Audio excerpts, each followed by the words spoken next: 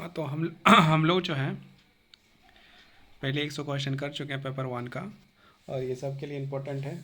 जो UGC net का परीक्षा देंगे वो सारे पेपरों के लिए जो है कि कॉमन पेपर है पेपर 1। तो 100 क्वेश्चन कर चुके हैं। आज हम लोग आगे का प्रश्न जो है करेंगे। तो यहाँ पर हम लोग आगे का प्रश्न जो है आज हम लोग करने वाले हैं। और पहले जो है कि हम लोग क्या किए, 100 क्वेश्चन पहले कर चुके हैं। तो 101 नंबर क्वेश्चन देखते हैं। एक महाविद्यालय के सहायक प्रोफेसर ने विश्लेषण और संश्लेषण कौशल पर केंद्रित विद्यार्थियों के संज्ञानात्मक आयाम का विकास करने से उद्देश्य से अपने व्याख्याओं की एक योजना बनाई है। नीचे मदों दो सेट दिए गए हैं।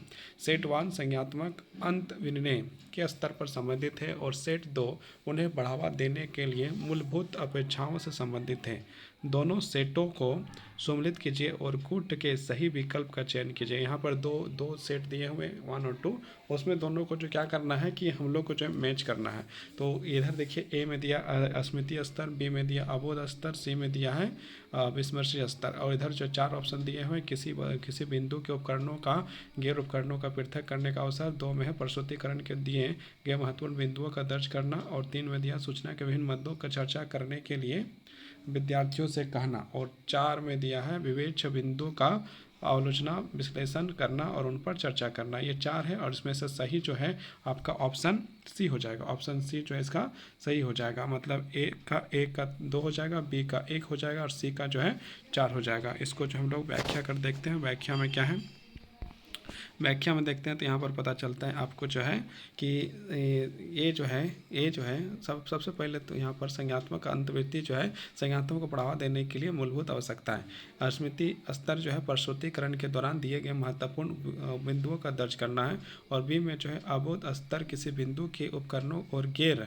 उपधारणों की पृथक करने का अवसर देना है। और हम लोग आगे देखते हैं। आगे जो है कि हम लोग देखते हैं आगे जो सी में जो है कि हम लोग क्या लिखा है विस्मर्शी स्तर। तो इसमें क्या था, इसमें जो मैच होता है विवेचन बिंदुओं की आलोचना विश्लेषण करना और उन पर चर्चा करना कहलाता है। अब हम लोग क्वेश्चन नंबर जो है क्वेश्चन नंबर हम लोग पहुंच चुके हैं 102 में। इसमें क्या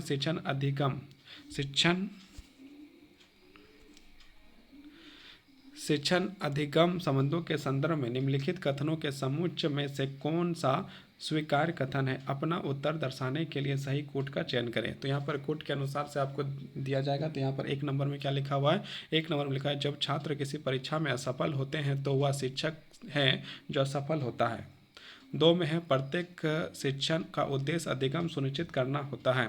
3 में है अधिगम के बिना शिक्षण हो सकता है। 4 में है शिक्षण के बिना कोई अधिगम नहीं हो सकता है। 5 में है कोई शिक्षक शिक्षण करता है किंतु वह सीखता भी है। और 5 में है वास्तविक अधिगम अभिप्राय है कंठस्थ किया जाना वाला अधिगम है। अब यहाँ पर 4 ऑप्शन दिया और कोट से दिया गया है, तो कौन सबसे पहले सही होगा। तो इसके अनुसार देखा जाए तो ऑप्शन बी आपका जो है कि सही हो जाएगा। ऑप्शन बी जो है आपका सही है। और इसका जो है कि व्याख्या को देखते हैं। व्याख्या में हम लोग का इसका आंसर बहुत अच्छा सरलतापूर्वक हम लोग समझ सकते हैं। तो देखिए क्या लिखा है, शिक्षण अधिगम संबंधों के संदर्भ में निम्नलिखित कथनों के समुच्चय स्वीकार कथन। मतलब यहाँ पर आप जो है इसको समझ सकते हैं। सबसे पहले जब छात्र किसी परीक्षा में सफल होते हैं तो वह शिक्षक है जो सफल होता है। 2 में प्रत्येक शिक्षण का उद्देश्य अधिगम सुनिश्चित करना होता है। उसके बाद 3 नंबर में अधिगम के बिना शिक्षण हो सकता है।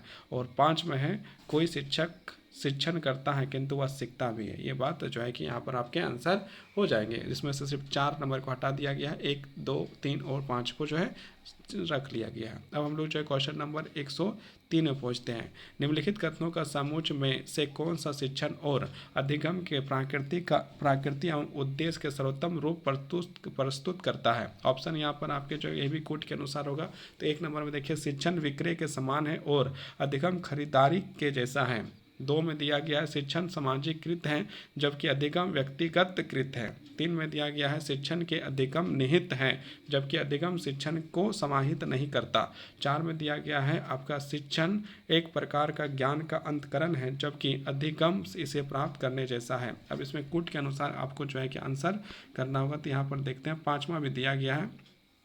5 क्या दिया गया है, 5 में कहा गया है शिक्षण एक अंतक्रिया है और प्रकृति के त्रिपदी है, जबकि अधिगम एक विषय के अंतर्गत सक्रिय कार्य है। तो ये जो है कि ऑप्शन अब जो है कि यहाँ पर आपका कुट में दिया गया ऑप्शन एक, ए ऑप्शन क्या दिया है, ए में ऑप्शन है 1 और 2 4, ये जो है आपके सही है। 2 बी में दिया गया 1 4 और 5 सही होगा। सी में दिया गया 2 या 3 और 5 जो है कि सही होगा। और डी में दिया गया 1 2 और 3 सही है। तो इसका आंसर आपका ऑप्शन नंबर सी हो जाएगा। ऑप्शन नंबर सी में क्या कहता है कि 2 3 और 5 जो लिखा हुआ है वो आपका बिल्कुल सही है। इसकी व्याख्या जो है कि हम लोग देखते हैं, है ना, इसकी व्याख्या जो है कि हम लोग देखते हैं। तो व्याख्या क्या है, सी शिक्षण और अधिगम के प्राकृतिक एवं उद्देश्य का सर्वोत्तम रूप निम्नलिखित है। पहला जो यहाँ पर दिया 2 नंबर का, शिक्षण सामाजिक कृत है जबकि अधिगम व्यक्तिगत कृत है।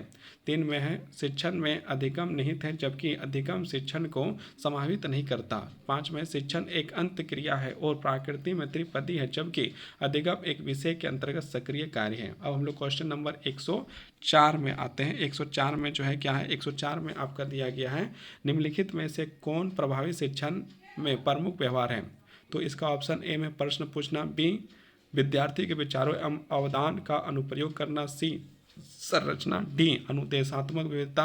इसका जो है कि आपका ऑप्शन नंबर डी जो है कि सही हो जाएगा। डी जो है कि आपका सही है। तो डी में क्या कहता है, शिक्षण एक प्रक्रिया है जिसके लिए परिस्थितियां उत्पन्न की जाती है ताकि अधिगमकर्ता एक विशिष्ट प्रकार का व्यवहार करे और इच्छित लक्ष्यों का अनुभव करे। शिक्षक शिक्षण को प्रभावशाली बनाने के लिए विविध अनुदेशात्मक पद्धतियों का प्रयोग करता है। ये आपका जो है कि क्वेश्चन नंबर 104 हो गया।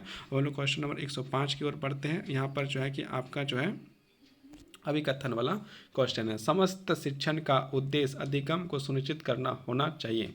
और आर कहता है समस्त अधिगम शिक्षण का परिणाम होता है। अब निश्चित देखिए जो कूट है उसके अनुसार इसको हम लोग सही करना है। तो यहाँ पर आपका जो है कि ऑप्शन दिए हैं 4। पहला दिया है ए गलत है लेकिन आर सही है। बी में बोलता है कि आपका जो है दोनों सही है और आर एक ही सही व्याख्या करता है। सी बोलता है, सी का में कहा गया ए एवं आर दोनों सही है लेकिन आर एक ही सही व्याख्या नहीं करता है। डी में कहा गया है ए सही है लेकिन आर गलत है। और आपका आंसर भी जो है कि आपका ऑप्शन नंबर डी जो है सही हो जाएगा। इसका हम लोग व्याख्या देखते हैं। व्याख्या में क्या है, अभिकथन ए समस्त शिक्षण का उद्देश्य अधिगम को सुनिश्चित करना होना चाहिए सत्य है, जबकि दिया गया तर्क आर समस्त अधिगम शिक्षण का परिणाम होता है असत्य, क्योंकि अधिगम अनुभव द्वारा औपचारिक तरीके से भी प्राप्त होता है।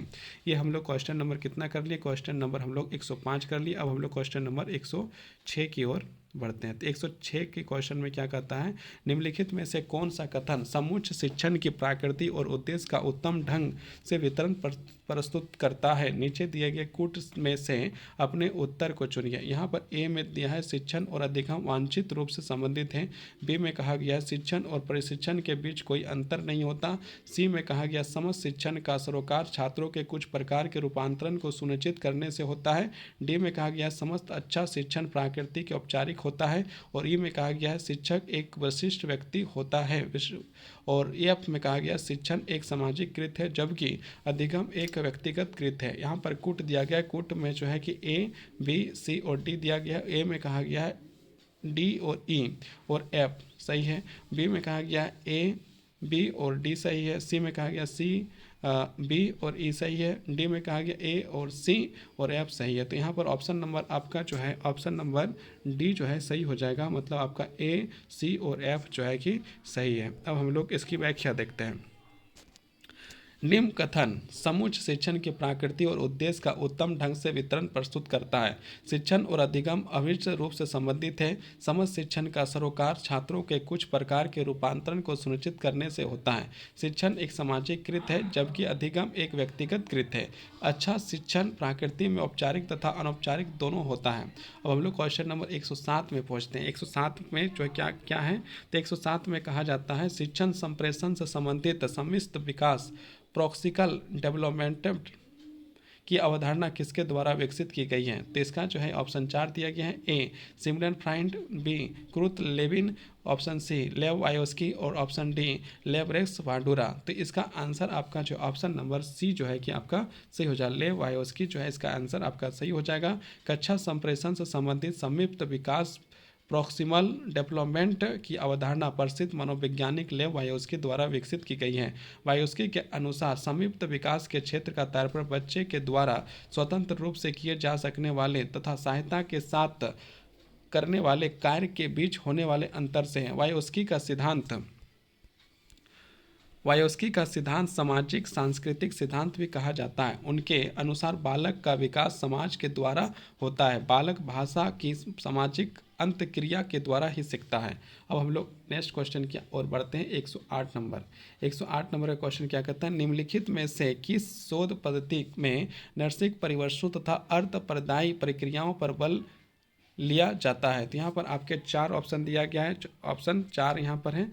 ऑप्शन जो है कि यहाँ पर कितने हैं, तो 4 प्रकार के ऑप्शन दिए हैं, उसमें से एक जो है कि आपका सही होगा। तो यहाँ पर एक कौन सा सही होगा हम लोग देखते हैं। तो पहला देखिए, यहाँ पर ए में कहा गया प्रौद्योगिकी परिस्थिति, बी में कहा गया कार्योत्तर पद्धति, और सी में कहा गया विशिष्ट अध्ययन पद्धति, और डी में कहा गया है वर्णनात्मक सर्वेक्षण पद्धति। तो इसका आंसर आपका जो हो जाएगा option number C. Option number C आपका जो यहाँ पर बिल्कुल सही है, विशिष्ट अध्ययन पद्धति। इसका जो हम लोग व्याख्या देखते हैं, व्याख्या में क्या कहा गया है। तो व्याख्या में विशिष्ट अध्ययन सामाजिक वास्तविकता को जानने के लिए परतों का संलग्न, संगठन, विश्लेषण तथा प्रस्तुतिकरण का एक ढंग है। अध्ययन के क्षेत्र में सीमित होने के कारण इस प्रकार के अनुसंधानों की सूक्ष्मता तथा गहराई से संबंधित इकाई के व्यवहार, प्रतिमानों व उसे प्रभावित करने वाले कारकों का विस्तृत गुणात्मक अध्ययन करना संभव होता है। अब हम लोग क्वेश्चन नंबर 109 में चले गए हैं। 109 में क्या कहता है, विद्यार्थी की कल्पना और उसकी पहल को शामिल किए जाने का महत्व निम्नलिखित में से किसमें है। तो यहाँ पर 4 ऑप्शन दिए गए हैं। ऑप्शन ए शिक्षण की विशिष्ट विधि, ऑप्शन बी अवधारणा प्रतिचिरण चित्रण, ऑप्शन सी समकक्षीय अनुदेशन, ऑप्शन डी क्विज। इसका आंसर आपका हो जाएगा ऑप्शन नंबर ए जो है बिल्कुल सही है। ए में कहा गया है विद्यार्थी कल्पना और उसकी पहल को शामिल किए जाने का महत्व शिक्षण की विशिष्ट विधि में है, मतलब इसकी व्याख्या भी हो गया। अब हम लोग क्वेश्चन नंबर 110 की ओर बढ़ते हैं। 110 में क्या है, निम्नलिखित सूची में से उन कथनों का पहचान कीजिए जिन्हें शोध साक्ष्यों से समर्थित प्रभावी शिक्षण के प्रमुख व्यवहारों के रूप में माना जाता है। ऑप्शन ए में कहा गया है संरचना देना, जिसे क्या आगे कहा जाना है के विषय में व्यवस्था देने हेतु टिप्पणियां दी जाती हैं। ऑप्शन बी प्रक्रिया एवं विषय वस्तु आधारित प्रश्न पूछना। ऑप्शन सी शिक्षक की प्रस्तुति किस सीमा तक असंगठित है, इसे संबंधित स्पष्टता।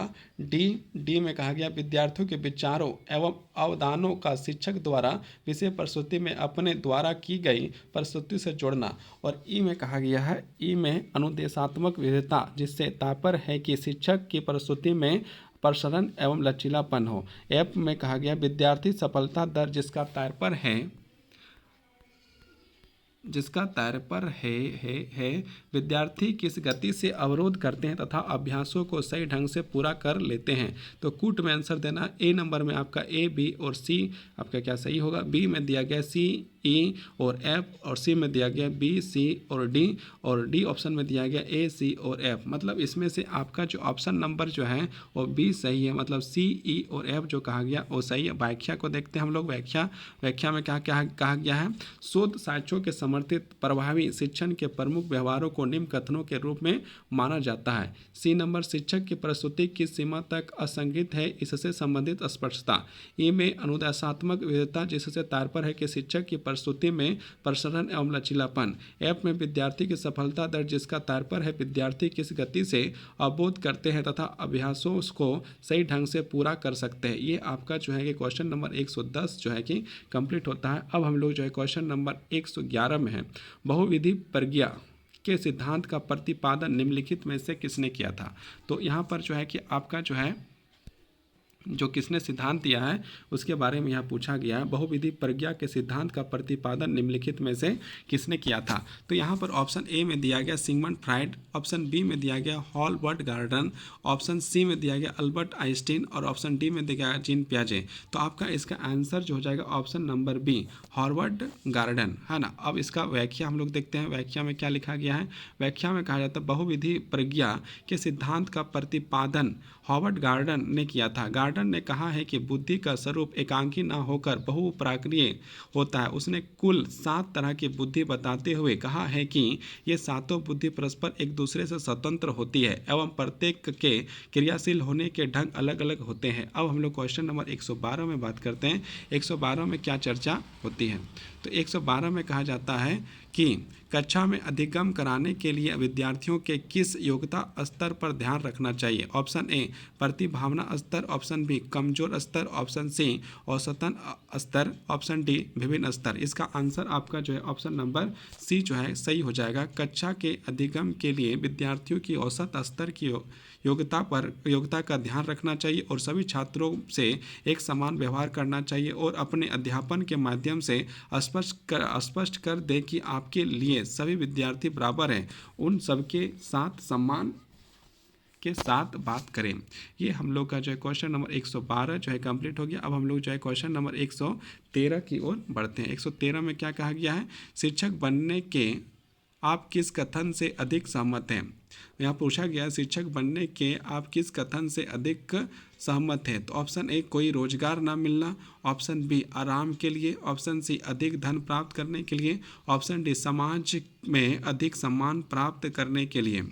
तो यहाँ पर आपका ऑप्शन नंबर डी जो है सही हो जाएगा, समाज में अधिक सम्मान प्राप्त करने के लिए। तो यहाँ पर इसका हम लोग व्याख्या देखते हैं। शिक्षक एक दर्जा समाज में हमेशा से पूजनीय रहा है।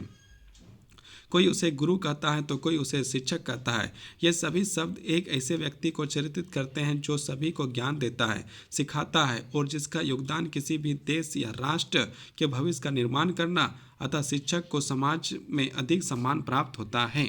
ये हम लोग जो है कि हम लोग क्वेश्चन जो है कि 113 कर दिए और हम लोग क्वेश्चन नंबर जो है इसकी व्याख्या है ना। तो यहाँ ये व्याख्या भी हम लोग देख लिए और अब हम लोग जो है कि बी मतलब कि क्या कहते हैं बी ग्रुप में आते हैं। शिक्षार्थी की विशेषता किशोर और वयस्क शिक्षार्थी की अपेक्षा शैक्षणिक, सामाजिक, भावनात्मक और संज्ञानात्मक व्यक्ति की विभिन्नता। इसमें से आपका जो है कि क्वेश्चन आप यहाँ पर देखने को मिलेगा। तो हम लोग क्वेश्चन नंबर 114 में आ गए हैं। 114 निम्नलिखित में से कौन सा वयस्क शिक्षार्थी की विशेषता नहीं है? ऑप्शन ए वे परिपक्व शिक्षार्थी होते हैं, ऑप्शन बी वे तार्किक से कार्य कर सकते हैं, ऑप्शन सी वे उचित स्थिर पहचान खोजते हैं, ऑप्शन डी वे संतुलित चयन कर सकते हैं और ऑप्शन ई बहुता सामाजिक मूल्यों पर प्रश्न उठाते हैं। ये आपके 5 है और उसमें से ऑप्शन आपके 4 दिए गए हैं।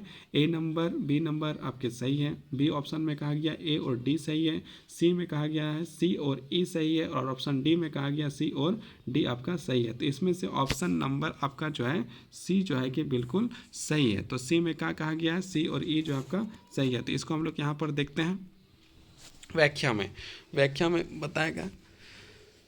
वयस्क शिक्षार्थियों के निम्नलिखित विशेषता: वे परिपक्व शिक्षार्थी होते हैं, वे तार्किकता से कार्य कर सकते हैं, वे संतुलित चयन कर सकते हैं, वे लक्ष्य उन्मुखी होते हैं, इनके विचारों में लोचशीलता नहीं होती है इत्यादि।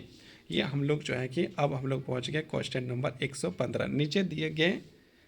नीचे 2 कथन दिए गए हैं। कथन 1 क्रिया प्रसूत अनुकूलन की खोज थॉर्नडाइक ने की थी और वहाँ पर कथन 2 काल्स्की की अनुकूलन की खोज इल्वान पॉलोव ने किया था, है ना। तो ये आपके 2 हैं और 2 में से जो है कि हम लोग को देखना है।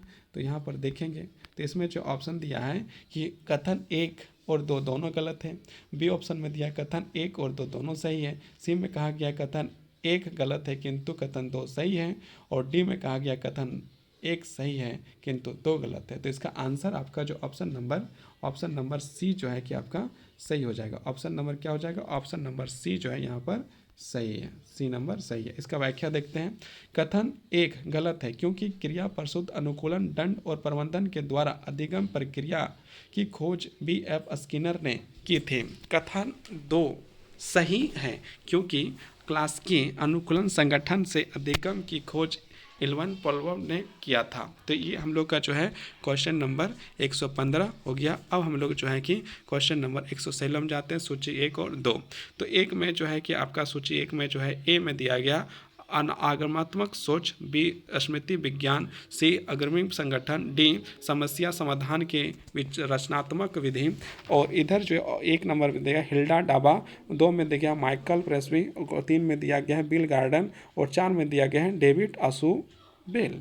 तो यहाँ पर आपका कुट जो दिया गया इसमें देखना है कि किसका जो है सही है। तो यहाँ पर ऑप्शन नंबर ए जो है आपका मिलानचिन जो है कि आपका सही है, और इसको हम लोग व्याख्या में जो है कि सही रूप से देखते हैं। तो आपका जो 1 नंबर आगमनात्मक सोच जो है हिल्डा डाबा ने दिया था, स्मृति विज्ञान जो है माइकल प्रेस ने दिया था, अग्रिम संगठक जो है डेविड आसूवेल ने दिया था, समस्या समाधान की रचनात्मक विधि जो है विल गार्डन ने दिया था। तो ये 4 आपके हो गए। अब हम लोग जो है कि नेक्स्ट क्वेश्चन की ओर बढ़ते हैं। क्वेश्चन नंबर 117, 6 वर्ष की आयु से पहले बच्चों के मस्तिष्क का कितना प्रतिशत विकास हो जाता है?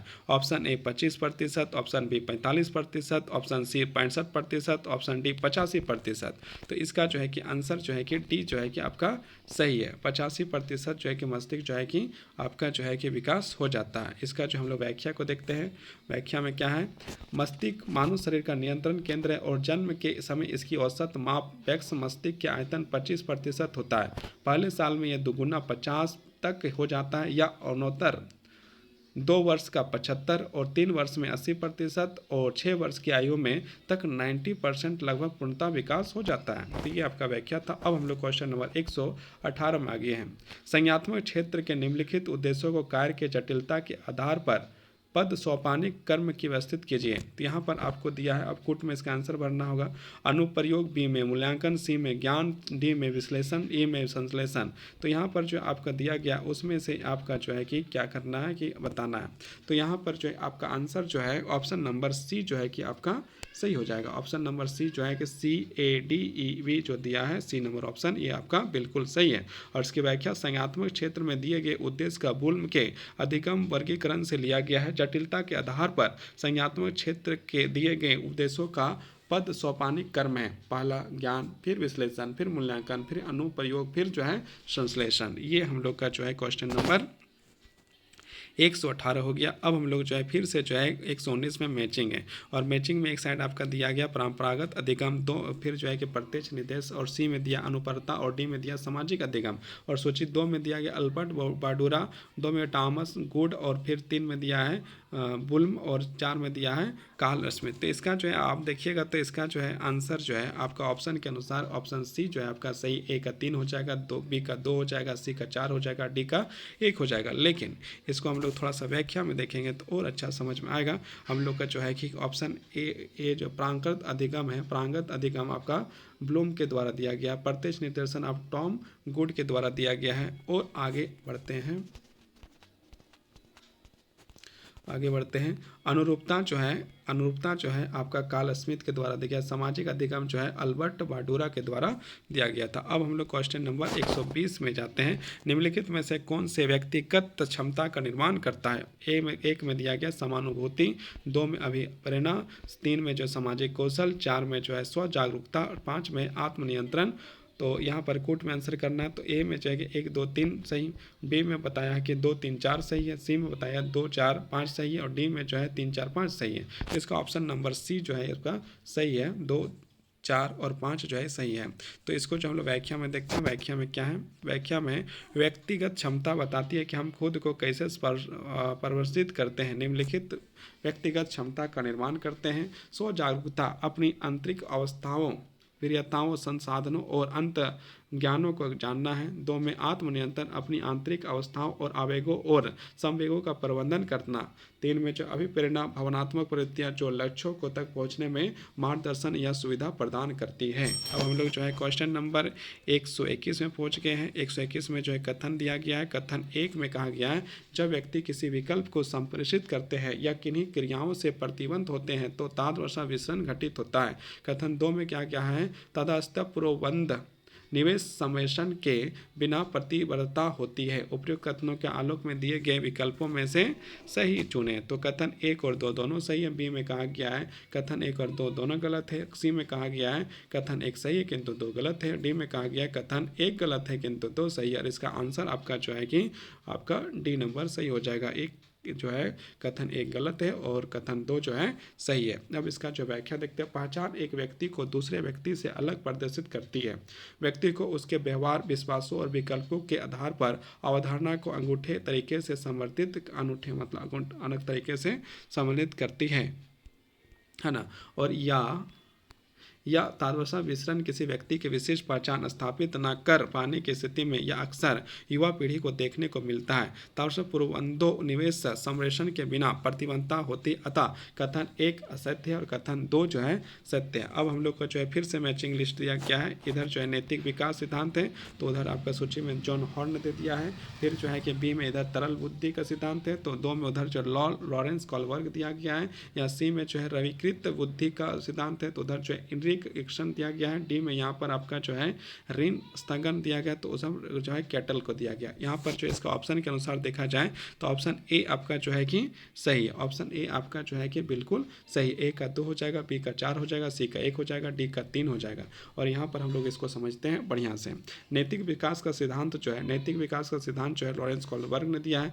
तरल बुद्धि का सिद्धांत जो है रेमंड कैटल ने दिया था। और स्वीकृति बुद्धि का सिद्धांत जो है जॉन हॉर्न ने दिया था। ऋण स्थगन जो है एरिक एक्सन ने जो है इसका सिद्धांत दिया था। तो ये आपका जो है कि क्वेश्चन कंप्लीट होता है। और अब हम लोग जो है क्वेश्चन नंबर 123 की ओर बढ़ते हैं। 123 में क्या लिखा है?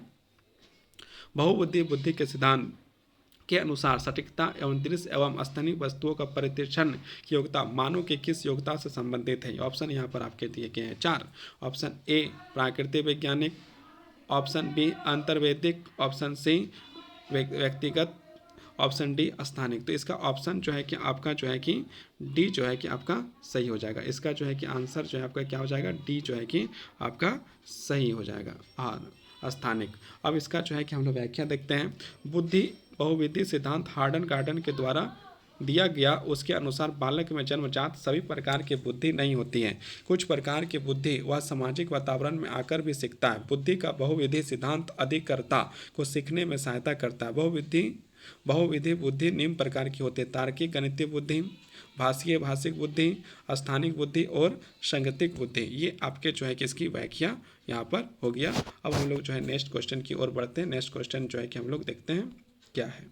और नेक्स्ट क्वेश्चन जो है कि हम लोग है ना, वो इसके बाद इसमें व्याख्या में जो है वो थोड़ा सा था शारीरिक गति बुद्धि, और 5वां जो अंतर विषय और प्रासंगिक योग्यता, और 7वां है अंतर्वैयक्तिक बुद्धि, और 8वां जो प्राकृतिक बुद्धि। बहुबुद्धि के सिद्धांत के अनुसार सटीकता के दृश्य को स्थानिक वस्तुओं के प्रतिष्ठन की योग्यता मानकर स्थानिक योग्यता से संबंधित है। अब हम लोग 124 में पहुँचते हैं। इसमें भी जो अभिकथन दिया गया, शिक्षक को यह सुनिश्चित करना चाहिए कि अधिगम रटन यंत्रवत स्मरण की विधि से दूर हटे।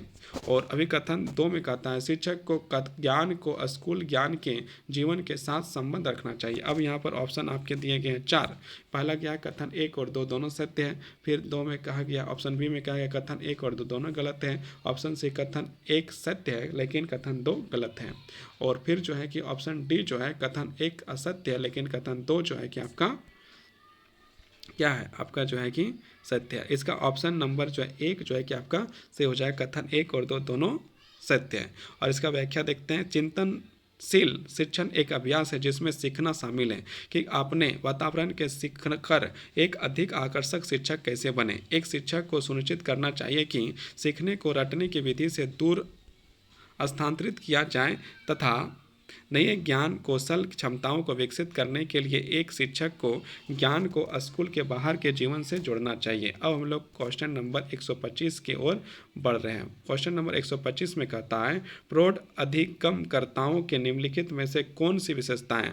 ऑप्शन ए शारीरिक क्रियात्मक वृद्धि, ऑप्शन बी समकक्ष समूह के स्थान 7 गतिविधियों पर अधिगम, सी में कहा गया आत्मनियंत्रण, डी में कहा गया तर्कसंगत रूप से कार्य करने की योग्यता, ई में कहा गया अधिगम मार्गदर्शन और नियंत्रण के मुक्त होना चाहिए। तो यहाँ पर इसको कूट में आपको आंसर करना है। तो कूट में जो आंसर आपको दिया गया ए बी सही है, या बी ऑप्शन में कहा गया बी और सी सही है, और सी में कहा गया सी और डी सही है, और डी ऑप्शन में कहा गया सी, डी और ई जो है सही है। तो इसका आंसर आपका हो जाएगा सी, ऑप्शन नंबर सी जो है इसका सही आंसर हो जाएगा। और इसमें कहा कि किसका व्याख्या देखते हैं, प्रौढ़ अधिगमकर्ताओं की विशेषता है, वैक शिक्षा स्वनिर्देशित होती है, तर्कसंगत रूप से कार्य करने की योग्यता होती है, लक्ष्य उन्मुखी होती है, ज्ञान और जीवन के अनुभव का उपयोग करता है, आत्मनियंत्रण होता है। ये आपका जो है कि क्वेश्चन नंबर 125 जो है समाप्त हुआ। अब हम लोग क्वेश्चन नंबर 126 करते हैं। निम्नलिखित में से कौन सा निर्णय पास व्यक्तिगत गुणों से संबंधित है? ए नंबर अंतविन्यास, बी नंबर अति विश्वास, सी नंबर संचित मार्गों अनुसरण, डी नंबर अव्यवस्थित होना, ई नंबर रिकॉर्ड नहीं रखना। ये जो है और इसको कोट में फिर दिया गया है, तो इसका आंसर जो है कि आपको करना है, तो इसका ऑप्शन नंबर बी जो है आपका सही हो जाएगा। बी सी डी ये जो है सही है। अब इसका व्याख्या देखते हैं। निर्णय पास को एक विचार प्रक्रिया के रूप में वर्णित किया जा सकता है, यह स्थिजन जागरूकता के अनुरूप कार्यरत होता है, यह पूर्वाग्रह, अति विश्वास, संक्षिप्त मार्गदर्शन अनुसरण, अवस्थित होना, निम्न स्तरीय मानसिकता, संकोची प्रतिक्रियाओं आदि गुण व्यक्तिगत गुणों से संबंधित है, अतः विकल्प बी जो है कि इसका सत्य है। अब हम लोग क्वेश्चन नंबर 127 में जो है कि बढ़ते हैं। निम्नलिखित में से कौन सी संज्ञात्मक, भावनात्मक और मसन चालक अधिगम के क्षेत्र में उच्चतम वर्गीकृत श्रेणियां हैं? ऑप्शन ए विश्लेषण, ऑप्शन बी मूल्यांकन, ऑप्शन सी अभिज्ञता, डी अभिलक्षण कन, और ऑप्शन ई जो है सज्जीकरण। तो इसका आपका जो है आंसर जो है कूट में देना है। तो कूट जो है देखिए ऑप्शन ए में कहा गया है आपका ए, बी और सी सही है, ऑप्शन बी में कहा गया बी और डी और ई सही है, और सी में कहा गया बी और सी और डी सही है, और डी में कहा गया सी, डी और ई सही है। तो इसका आंसर आपका हो जाएगा ऑप्शन नंबर बी जो है कि आपका सही है। बी, डी और ई जो है इसमें सही है। मूल्यांकन, अभिलक्षण, सहजीकरण, संज्ञानात्मक, भावनात्मक और मन संरचना अधिगम के क्षेत्र में उच्चतम वर्गीकरण श्रेणियां हैं। अब हम लोग क्वेश्चन नंबर जो है कि आगे बढ़ते हैं और हम लोग देखते हैं 128 नंबर का क्वेश्चन। NSQF किस तरह स्तर के श्रेणी के अनुसार योग्यताओं को व्यवस्थित स्तर करता है? ए नंबर ज्ञान कौशल अभिवृद्धि, बी नंबर ज्ञान कौशल अनुभव, सी नंबर ज्ञान उपलब्धि अभिवृद्धि, ऑप्शन डी कौशल अनुभव अभिवृद्धि। तो इसका आंसर आपका हो जाएगा option number A. Option number A जो है कि इसका जो है कि आंसर आपका जो क्या हो जाएगा, ऑप्शन नंबर ए इसका सही हो जाएगा। ऑप्शन नंबर ए जो है कि इसका आंसर जो है आपका बिल्कुल सही हो जाएगा, ज्ञान कौशल और अभिवृद्धि। इसकी व्याख्या को हम लोग देखते हैं। व्याख्या में क्या है? व्याख्या में है आपका राष्ट्रीय कौशल योग्यता ढांचा NSQF ज्ञान कौशल की योग्यता के स्तरों की श्रृंखला के अनुसार योग्यता का आयोजन करता है। इन स्तरों को सीखने के संदर्भ में NSQF को परिभाषित किया जाता है। यह ज्ञान विद्यार्थियों के पास होना अनिवार्य है, भले ही वह किसी भी प्रकार का शिक्षा ग्रहण कर रहे हो। अतः विकल्प ए जो है सत्य। अब 129 में जो है लिस्ट बनाया है, लिस्ट दिया गया है, तो लिस्ट देखते हैं, इसको सम्मिलित करना है। तो देखते हैं ए में आधारभूत अविश्वास है, और बी में दिया परिश्रम बनाम हीनता, सी में दिया गया आत्महीनता और एकाकीपन, और डी में दिया गया उत्पादकता बनाम गतिरोध। इधर जो है कि आपका सूची 2 में लालन पालन परामर्श है, उसके बाद प्रेम संबंध है, विद्यालय स्कूल है, भरण फील्डिंग है। इसके अनुसार यदि हम लोग ऑप्शन के अनुसार इसका देखेंगे तो ऑप्शन नंबर सी जो है आपका यहाँ पर सही हो जाएगा। ए का 4, बी का 3, सी का 2 और डी का 1। लेकिन इसको हम लोग थोड़ा समझने के लिए थोड़ा देखते हैं। तो यहाँ पर जो है किस तरह मिलेगा, आपका आधारभूत विश्वास बनाम आधारभूत अविश्वास है, वो आपका भरण फील्डिंग है ना, भरण फील्डिंग है, और परिश्रम बनाम हीनता जो है विद्यालय स्कूल जो है आपका हो जाएगा। अब हम लोग आगे बढ़ते हैं, आगे जो है देखते हैं, आगे जो है कि सी नंबर में आत्मीय बनाम एकाकीपन है, जो प्रेम संबंध हो जाएगा, और जो है उत्पादकता बनाम गतिरोध जो है लालन पालन परामर्श जो है प्रदान करना हो जाएगा। तो ये आपका जो है कि आपका हो गया। अब 130 नंबर में जो है कि उसमें भी जो है कि हम लोग को यहाँ पर दिया गया मैचिंग।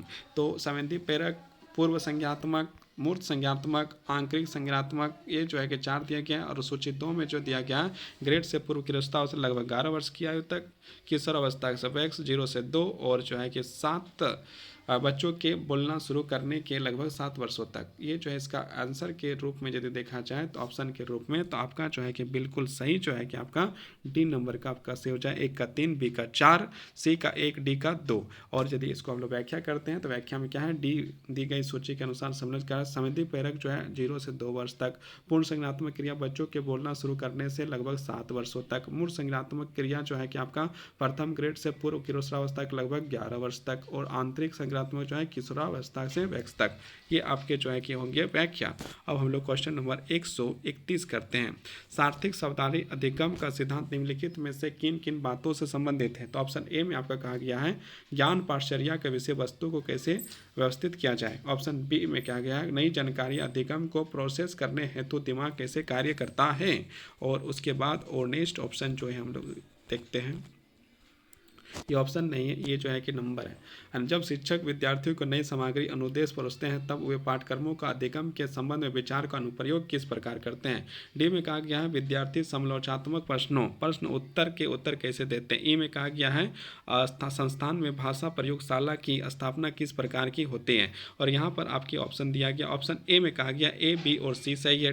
बी में कहा गया है कि ए, बी और डी सही है। और सी में कहा गया है ए, बी और ई सही है। और डी में कहा गया सी, डी और ई सही है। इसमें से आपको जो है कि एक सही मारना है और इसके अनुसार जो है आपका ऑप्शन नंबर ए जो है कि आपका क्या हो जाएगा, सही हो जाएगा। ऑप्शन नंबर ए जो है कि आपका सही हो जाएगा। लेकिन इसकी व्याख्या को हम लोग बढ़िया से देखते हैं और व्याख्या को देखते हैं। ए सार्थक शाब्दिक अधिगम सिद्धांत संबंधित है। ए नंबर 1 ज्ञान पाठचर्या के विषय वस्तु को कैसे अवस्थित किया जाता है। नई जानकारी अधिगम को प्रोसेस कैसे करने हेतु दिमाग कैसे कार्य करता है। जब शिक्षक विद्यार्थियों को नई सामग्री अनुदेश परोसते हैं तब वे पाठचर्या और अधिगम के संबंध में विचारों का अनुप्रयोग किस प्रकार से करता है। सार्थक शाब्दिक अधिगम को सिद्धांत डेविड आंसुबेल द्वारा प्रतिपादित किया गया था। उन्होंने छात्र के ज्ञान के आधार पर शिक्षण को विस्तारित करने पर बहुत जोर दिया है। अब हम लोग 132 नंबर का क्वेश्चन में आ चुके हैं। 132 में क्या क्या, एक प्रतिभाशाली छात्र को आप परामर्श देंगे। ए नंबर में कहा गया है दुकानदार बनने की। बी में कहा गया है विश्वविद्यालय अध्यापक बनने की। सी में कहा गया IAS अफसर बनने की। और डी में कहा गया है IPS अफसर बनने की। तो यहाँ पर आपका जो है इसका ऑप्शन हम लोग जो है कि देखते हैं इसके बाद क्या। प्रतिभाशाली बालक वह होता है जिसकी मानसिक आयु अपने जीवन आयु के अनुपात में औसत से बहुत अधिक हो, उसे प्रतिभाशाली बालक कहा जाता है। हमें प्रतिभाओं का उचित सम्मान करना और चाहिए तथा किसी प्रकार का उनका चयन करके ज्ञान योग्यता व क्षमता का समाज और राष्ट्र हित में योगदान लेने और ज्ञान की सुनिश्चित करना चाहिए। और गुड एडजस्टमेंटेड जो है कि बनने के बाद का है, लेकिन प्रतिभाशाली को जो एक अच्छा नागरिक बनने के लिए आगे बढ़ाना चाहिए, है ना। तो एक अच्छा नागरिक बने वही सबसे बढ़िया है। तो ये ऑप्शन जो है 4 है, उसमें से आप जो है कि समझ लीजिए कि इसको मानना है। लेकिन एक जो है कि प्रतिभाशाली छात्र जो है उसको हम लोग को क्या करना चाहिए, उसको जो आगे बढ़ने का प्रेरणा देना चाहिए। रोज जो है एक अच्छा नागरिक बन सके, नागरिकों के लिए सहयोगी बन सके और देश के लिए लाभदायक हो सके, ये चीज़ होना चाहिए। तो उसको किसी 4 ऑप्शन में नहीं बांधा जा सकता है। अब हम लोग जो 133 नंबर में आते हैं। 133 नंबर का क्वेश्चन जो है कि मिलाना है। तो मिलाना क्या है, इधर लिस्ट 1 और लिस्ट 2 दिया गया है जिसको हम लोग मिलाना है। तो हम लोग इसको जो है मिलाना है। जब मौलिक विश्वास बनाम मौलिक अविश्वास, पहल बनाम दोष, ये सब जो है कि दिया है। तो इसको हम लोग यदि ऑप्शन के अनुसार यदि देखा जाए तो ये ऑप्शन ए जो है आपका सही हो जाएगा। ऑप्शन ए का जो है 4 से, बी का 3 से, सी का 1 से और डी का जो है 2 से। और इसका जो है कि बढ़िया से यदि हम लोग यहाँ पर देखें तो यहाँ पर क्या होता है कि सही सम्मेलन जो है कि ए है, ये हम लोग जान रहे हैं। मौलिक विश्वास बनाम जन्म के 12 से 18 महीने तक। मौलिक विश्वास जो है क्या बनाम जो है मौलिक अविश्वास जो है, मौलिक विश्वास बनाम मौलिक विश्वास जो है कि आपका जन्म से 12 से 18 वर्ष तक जो है कि बनाम मौलिक अविश्वास जो है 3 से 6 वर्ष तक। अंतरात्म बनाम एकीकरण जो है पूर्व व्यवस्था से। और अहम सत्यनिष्ठा बनाम जो है क्या हो जाएगा आपका बाद की व्यवस्था से। तो ये आपके जो है कि हो गया क्वेश्चन नंबर 133। अब हम लोग क्वेश्चन नंबर 134 का अभिकथन को देखते हैं। अभिकथन एक कहता है शिक्षक को चाहिए कि वे विद्यार्थियों को उसी रूप में स्वीकार करें जैसा कि वे हैं और जो भी उनका संज्ञात्मक स्तर है। तर्क जो दिया गया है निपुणता निरात्मक जजमेंट होना अनभिज्ञता को उजागर करना सफल संप्रेषण के मार्ग में अवरोध करता। अब इसमें कथन दिया गया है। कथन जो है ऑप्शन ए में कहा गया है ए और आर दोनों सत्य और ए आर की सही व्याख्या करता है। बी में कहा गया ए और आर दोनों सत्य हैं परंतु ए आर का सही व्याख्या नहीं करता है ना। तो और उसके बाद जो है ऑप्शन सी में से सही है परंतु आर असत्य है। डी में कहा गया आपका जो है कि ए असत्य है परंतु आर जो है आपका सत्य है। इसका ऑप्शन के अनुसार ए जो है आपका आंसर सही हो जाएगा। अभिकथन शिक्षकों को चाहिए कि वह विद्यार्थियों को उसी रूप में स्वीकार करें जैसा कि वे हैं और जो भी उनका संज्ञात्मक स्तर है। सत्य है कि जिसके संदर्भ में दिया गया कारण निफ्रोजन निर्णयात्मक जजमेंटल होना, अभियंता का उजागर करना, सफल पर संप्रेषण के मार्ग में अवरोध है, सभी सभी सत्य तथा अभिकथन की सही व्याख्या करता है ना। तो अब हम लोग जो है 135 नंबर का जो क्वेश्चन में आ गए हैं। 135 क्वेश्चन में जो है कि यहाँ पर आपको जो है अभिकथन दिया गया है। पियाजे के अनुसार संरक्षण समस्याओं को हल करने की योग्यता तर्कशास्त्र के 3 मूल पहलुओं के बोध पर निर्भर करती है। तर्क परिहार्थ और परिवर्ता। कथन 2 में कहा गया वर्गीकरण का चरण किसी एक सेट के वस्तुओं के एक विशेषता पर केंद्रित करने और उक्त विशेषता के अनुसार वस्तुओं को सामूहिकरण करना किसी विद्यार्थी की योग्यता पर निर्भर नहीं करता है। और इसमें जो है कि हम लोग को ऑप्शन दिया गया है 4। इसमें से ए में कहा गया कथन 1 और 2 दोनों सही हैं। ऑप्शन बी में कहा गया है कि जो है कथन आपका जो है 1 और 2 दोनों गलत है। और ऑप्शन सी में कहा गया है कथन 1 सही है किंतु कथन 2 गलत है। और डी में कहा गया कथन 1 गलत है किंतु 2 सही है। तो इसका आंसर आप यदि देखिएगा तो इसका आंसर आपको ऑप्शन नंबर सी जो है कि आपका सही हो जाएगा। सी जो है आपका सही हो जाएगा। और ये जो है कि इसका हम लोग व्याख्या देखते हैं। तो व्याख्या क्या है? पियाजे के अनुसार बौद्धिक विकास के 4 मुख्य अवस्था होती है। ये अवस्था क्रमबद्ध होती है तथा प्रत्येक अवस्था में बालक संयोजन एवं अनुकरण करने का व्यवहार सीखता है। पियाजे के अनुसार बौद्धिक विकास की अवस्था अवलोकित है। संविधि गामक 0 से 2 वर्ष सहज क्या विशेषता सहज क्रियाएं, ध्वनियाँ, स्पर्श, रसों तथा गंधों का अनुभवी और पुनरावृत्ति। पूर्व संज्ञानात्मक 2 से 7 वर्ष तक होता है। अनुकरणशीलता, अंत क्रिया कला और हम केंद्रित जोड़ घटाना संख्या का प्रयोग करना सीखता है।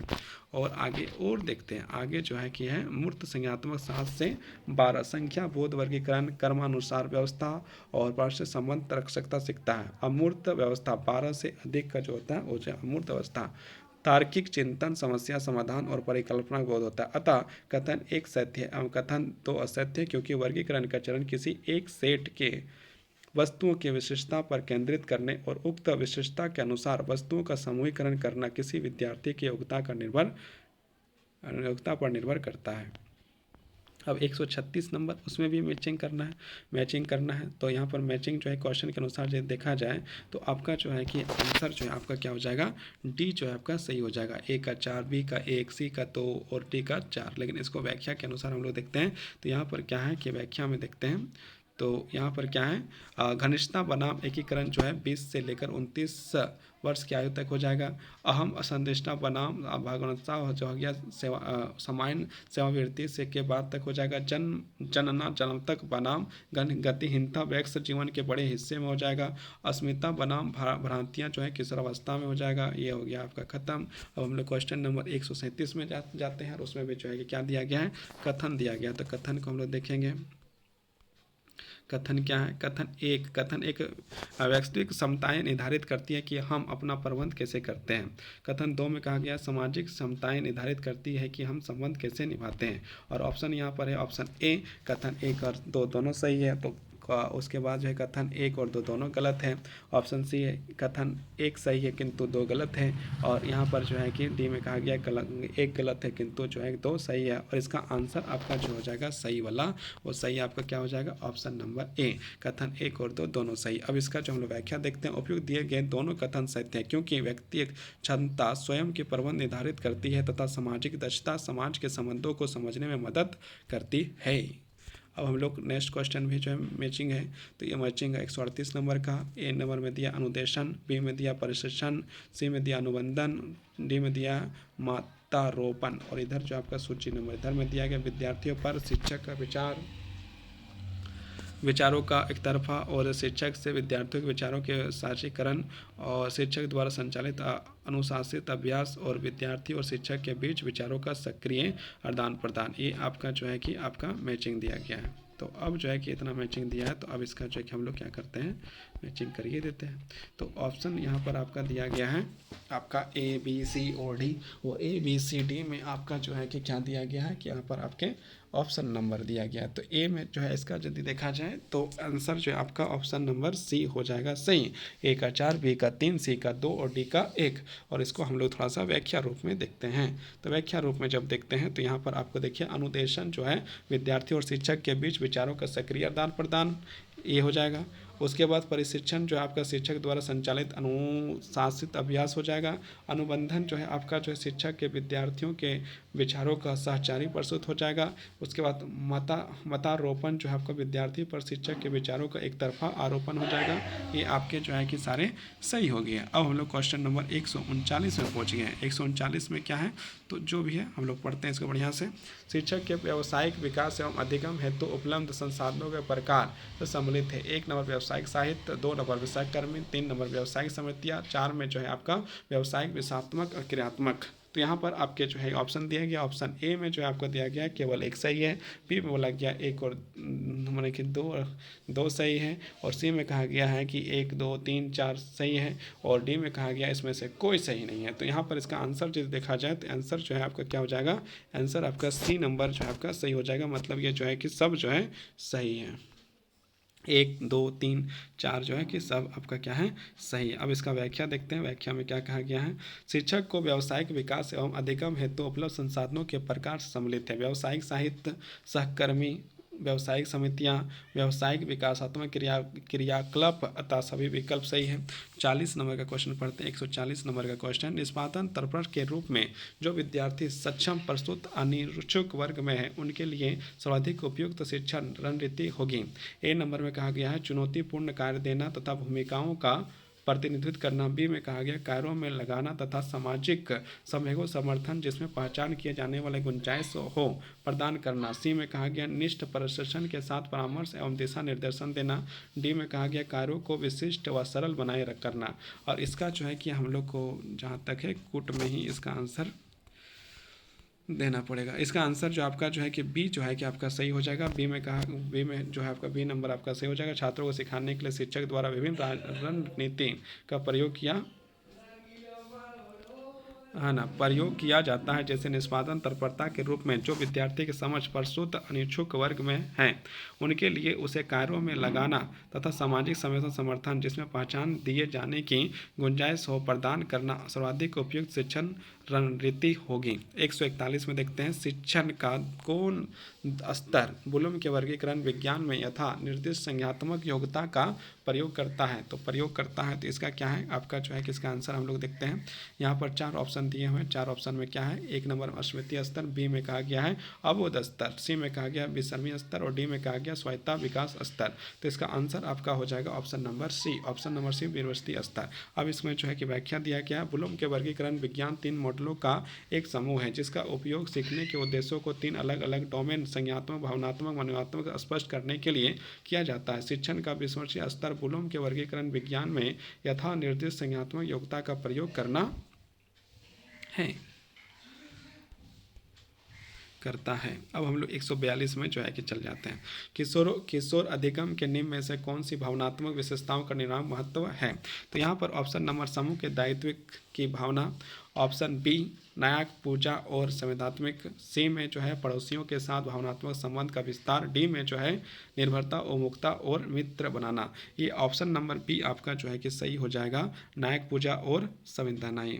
अब इसमें जो है कि हम लोग जो है कि इसकी व्याख्या को देखते हैं। किशोर अधिगम के न्यायिक, पूजा और संवेदना जैसी भावनात्मक विशेषता निर्माणक महत्व की होती है। अब हम लोग जो है क्वेश्चन नंबर 143 जाते हैं। एक विद्यार्थी को औपचारिक रूप से विभिन्न विषय के अध्ययन में अवधारणाएं और सिद्धांतों का अबोध विश्लेषण और व्याख्या की कठिनाई होती है। ऐसी स्थिति में अधिकर्ता के कौन से अभिलक्षण विशेषताओं की जांच करना सबसे संगत होगा। और यहाँ पर ऑप्शन दिया गया शैक्षणिक अभिलक्षण विशेषताएं, फिर जो है सामाजिक अभिलक्षण विशेषताएं, फिर दिया गया है संवेदनात्मक अभिलक्षण विशेषताएं। अब जो है कि इसका जो है कि डी जो है कि देखा जाए तो संज्ञात्मक अभिलक्षण विशेषताएं।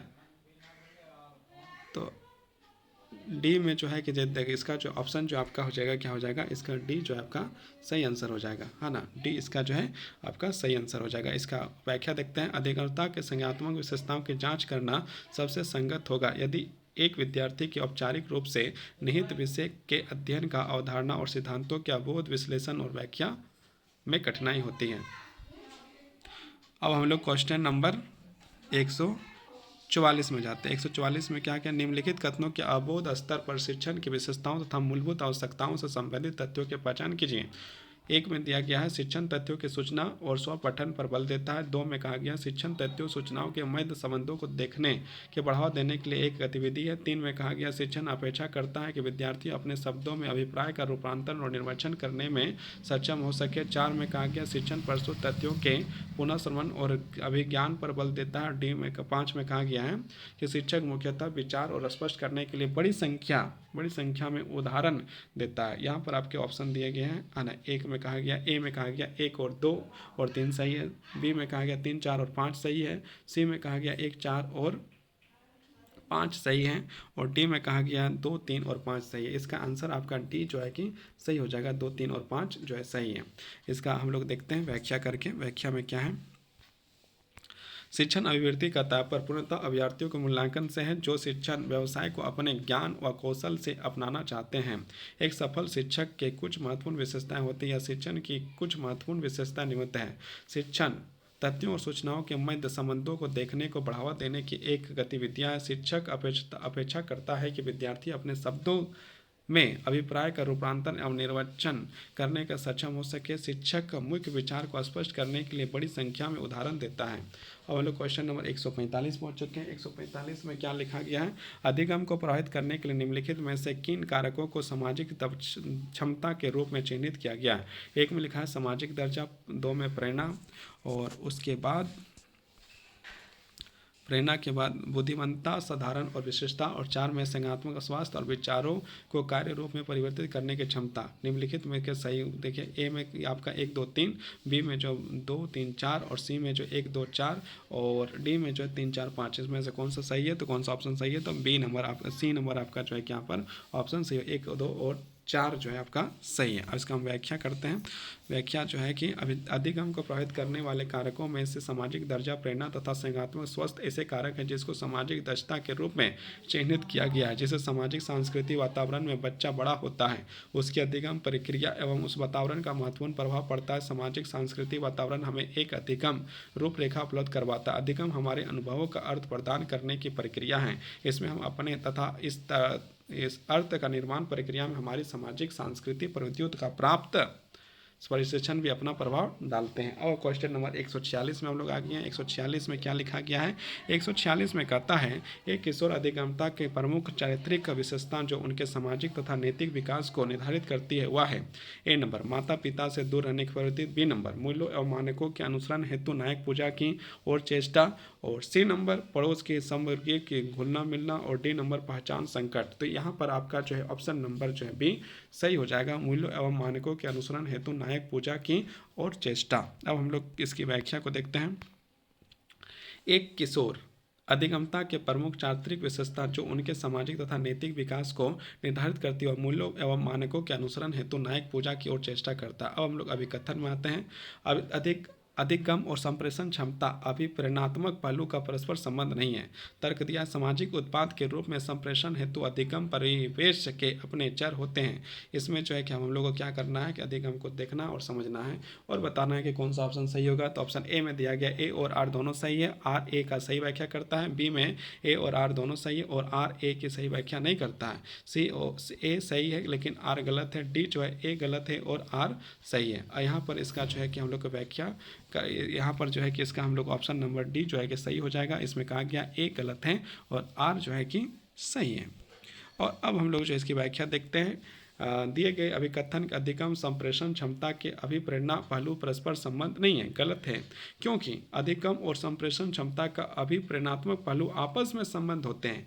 इसका एक दूसरे का प्रभाव होता है। तर्क कथन सामाजिक उत्पाद के रूप में संप्रेषण हेतु अधिगम परिवेश के अपने चर होते हैं, सही है। अतः ए गलत है लेकिन आर जो है सही है। अब हम लोग जो है कि नीचे दिए गए कॉलम 2 का वितरण कॉलम, मतलब कि एक कॉलम को दूसरे कॉलम से मिलाना है। तो एक ए में दिया संज्ञातों, बी भावनात्मक, सामाजिक, मौखिक, और इधर दिया है अन्य के साथ संबंध को जोड़ना, विचारों का प्रश्न करना। और इसको जो है कि यदि देखा जाए तो आपका जो ऑप्शन नंबर जो बी जो है कि सही हो जाएगा। ए का 4, बी का 3, सी का 1, डी का 2। और इसको जो हम लोग व्याख्या करके देखते हैं। व्याख्या यहाँ पर देखिए व्याख्या जो है कि हम लोग बढ़िया से करके देखते हैं। तो एक संज्ञात्मक जो अमूर्त समस्या का समाधान की योग्यता हो जाएगा। भावनात्मक जो है एक दूसरे के चेहरे के हाव भाव को पढ़ने की योग्यता हो जाएगा। सामाजिक हो अन्य के साथ संबंध जोड़ने की योग्यता हो जाएगा। और डी हो जाएगा विचार को सुस्पष्ट करने की योग्यता हो जाएगा। तो आपका जो है ये जो है कि 148 क्वेश्चन आपका समाप्त हो गया। अब जो है कि हम लोग क्वेश्चन नंबर 149 करते हैं। विद्यार्थियों को बेहतर निष्पादन हेतु निम्नलिखित में से कौन सा निरोधक है?